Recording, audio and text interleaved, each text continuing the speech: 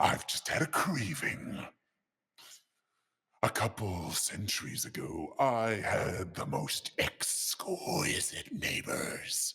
Every year around this time, they would leave me a plethora of little treats at my door, sparkling like jewels, different shapes, with vibrant colors and textures.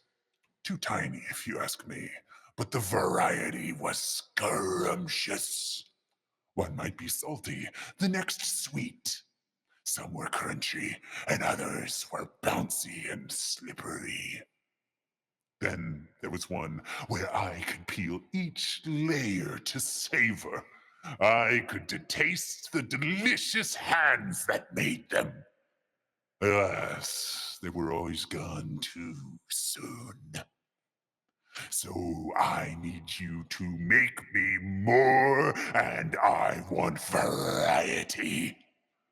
I'd better taste those hands too. This time, gladiators, you will bring me KUEH.